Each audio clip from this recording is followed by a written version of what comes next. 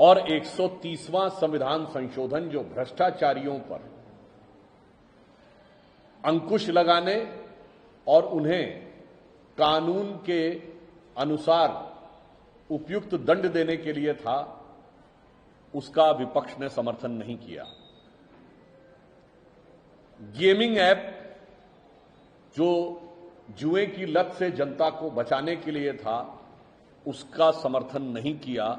दोनों में ही विपक्ष ने हल्ला और व्यवधान मचाया। अर्थात भ्रष्टाचारियों और जुआरियों दोनों को बचाने के लिए विपक्ष जो कर सकता था वो उसने संसद में किया। अब बिहार के भावी चुनावी रण में जिस प्रकार से आकर राहुल जी और तेजस्वी जी आकर चोर चोर का शोर मचा रहे हैं, अब हाल ही में उनमें से कौन अपराधों का सरताज बना हुआ है, इसके कुछ तथ्य सामने आए। एडीआर ने अपनी रिपोर्ट में यह बताया है कि देश में जिन मुख्यमंत्रियों पर सर्वाधिक मुकदमे दर्ज हैं, उसमें नंबर 1 पर हैं तेलंगाना के श्री रेवंत रेड्डी, संभवतः उन पे 89 दर्ज है। दूसरे नंबर पे हैं तमिलनाडु के श्री एम.के. स्टालिन, उन पे संभवतः 47 दर्ज है। अब मैं उनसे पूछना चाहता हूं, और आज ही यह खबर आई है कि कर्नाटक में कांग्रेस के एक पूर्व विधायक के घर पर 12 करोड़ रुपया कैश बरामद हुआ। इससे पहले झारखंड में तो 300 करोड़ से अधिक प्राप्त हो चुका है। पश्चिम बंगाल में मंत्री के निकट सहयोगी के घर से प्राप्त हो चुका है। अब यह साफ दिखाई पड़ता है कि भ्रष्टाचारियों को बचाने की छटपटाहट क्यों नजर आती है। अब मैं पूछना चाहता हूं राहुल गांधी जी से और तेजस्वी यादव जी से कि ये वही रेवंत रेड्डी जी हैं जिनकी बाइट अवेलेबल है, जिन्होंने कहा था कि बिहार का डीएनए इंफीरियर होता है, और उसके बाद उन्हीं के ऊपर सबसे ज्यादा मुकदमे हैं। इसके बाद भी आपकी इतनी मोहब्बत उन लोगों से क्यों है? डीएमके के संदर्भ में मैं कहना चाहूंगा, इंडी गठबंधन के दक्षिण भारत के जो सबसे बड़े सहयोगी हैं, उस सरकार के एक मंत्री ने बिहार के लोगों के लिए, यद्यपि मैं साफ स्पष्ट करना चाहता हूं कि हम किसी काम को छोटा बड़ा नहीं मानते, मगर उन्होंने ये बयान दिया था कि बिहार के लोग आते हैं तो केवल टॉयलेट साफ करने के लिए आते हैं। हम ये पूछना चाहते हैं, फिर उन्हीं के मुख्यमंत्री नंबर 2 के सरताज हैं, यानी एक नंबर 1 पे है और एक नंबर 2 पे है, और दोनों बिहारियों के अपमान करने में भी एक नंबर 1 पे है तो दूसरा नंबर 2 पे है।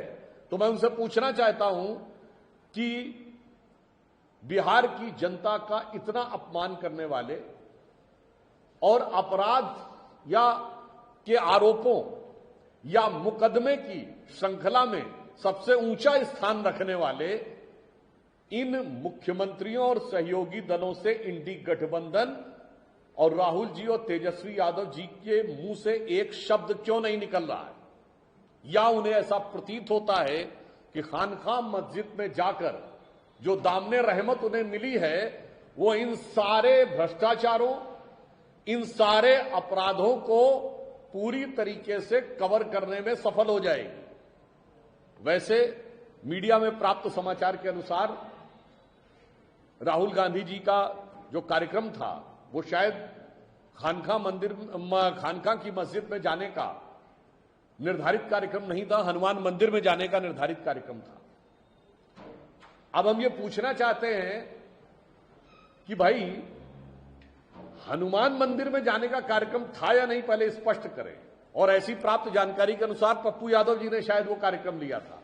तो अब मैं राहुल गांधी से पूछना चाहता हूं, आप वहां नहीं गए और खानकाह मस्जिद में गए, हमें कोई आपत्ति नहीं है, किसी भी धर्म स्थल पर जाइए, परंतु वहां न जाकर वहां गए, ये आपका स्वयं का निर्णय था या तेजस्वी यादव जी ने आपको समझाया था? हम स्पष्ट रूप से उनसे यह सवाल पूछना चाहते हैं। और मुंगेर में एक बहुत मान्यता प्राप्त शक्तिपीठ भी है, आपने वहां भी जाना उचित नहीं समझा। तो हम ये पूछना चाहते हैं, यह आपका खुद का निर्णय है या तेजस्वी जी ने समझाया है या किसी और व्यक्ति ने समझाने का प्रयास किया है, या कोई और तो नहीं है जो भारत के बाहर से भी लोग बैठ के समझाने का प्रयास करते हैं, उनमें से किसी के प्रभाव में तो नहीं है। इसलिए हम इंडी गठबंधन और कांग्रेस पार्टी से स्पष्ट रूप से पूछना चाहते हैं कि भ्रष्टाचार, अपराध और राष्ट्रीय सुरक्षा तीनों के मामले में बिहार की जनता को वो भ्रमित करने का जो प्रयास कर रहे हैं, आज बिहार की प्रबुद्ध जनता जो राजनीतिक दृष्टि से अत्यंत जागरूक है, वो इन तथ्यों को देखकर बहुत स्पष्ट रूप से समझ सकती है कि जो कुछ भी हो रहा है, माननीय प्रधानमंत्री जी ने कहा कि बिहार में जो संकल्प होता है वो निश्चित पूरा होता है। पहलगाम के बाद जो सबक सिखाया जाएगा, इसका संकल्प प्रधानमंत्री जी ने वहीं लिया था। जेपी ने भी इंदिरा जी की उस अत्याचारी सरकार को हटाने का संकल्प वहीं लिया था।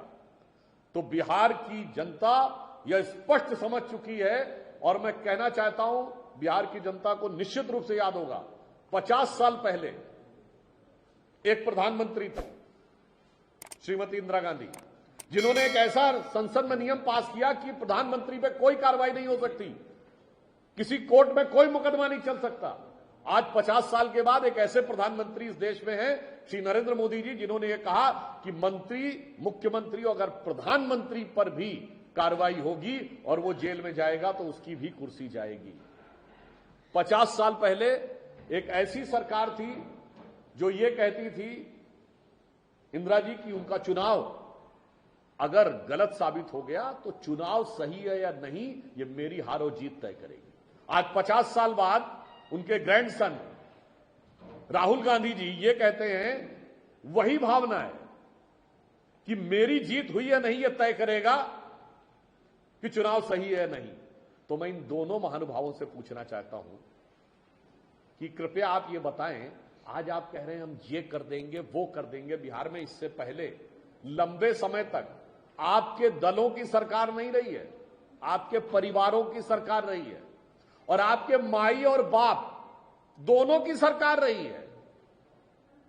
तो भैया पहले आप बता दीजिए अपनी पार्टी का रिकॉर्ड, परिवार का रिकॉर्ड और अपने माता और पिता का रिकॉर्ड, उसके बाद धूल झोंकने का प्रयास करिए।